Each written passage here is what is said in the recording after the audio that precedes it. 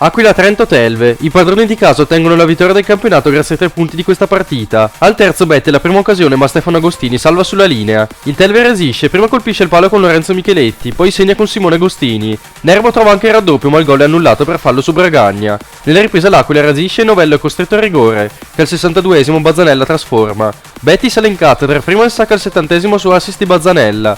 Poi al 7 dalla fine sfrutta la sponda di Diop e segna di pallonetto. Vince l'Aquila per 3-1.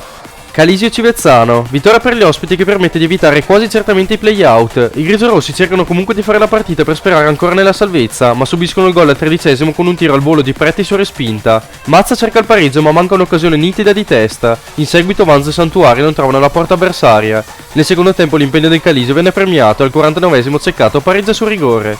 I padroni di casa rimangono sbilanciati in avanti, ma al 90esimo concedono un rigore a Civezzano che Prato insacca.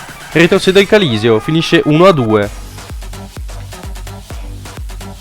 Dolomitica Calceranica. La formazione gialloverde perde ancora e conferma la crisi arrivata proprio nel finale di campionato. Nel primo tempo giocano meglio i padroni di casa che hanno 3 occasioni parate bene da Filici. Al 15esimo però il portiere gialloverde capitola quando Gabrielli colpisce al volo dopo una respinta non perfetta dell'estremo difensore.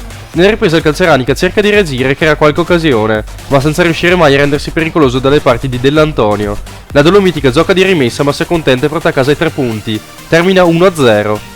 La Rovere Gardolo, monologo giallo-blu contro la Rovere. Il tridente del Gardolo guidato da Marini riesce a sbloccarla al quinto proprio con il suo numero 10, poi i padroni di casa giocano col cuore nel tentativo di arginare l'iniziativa avversaria. Marin però trasforma in gol tutto quello che gli capita in questa partita e segna ancora al 35esimo, al 37esimo e al 43esimo.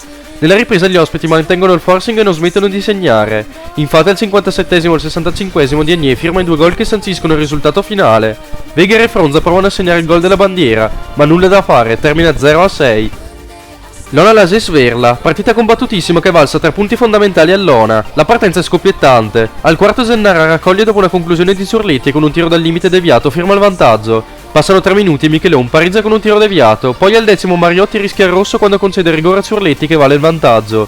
I rossoverdi si riversano avanti ma trovano Zoni in ottima forma. Al 78esimo Gilli firma anche il doppio vantaggio su assist di Ciurletti.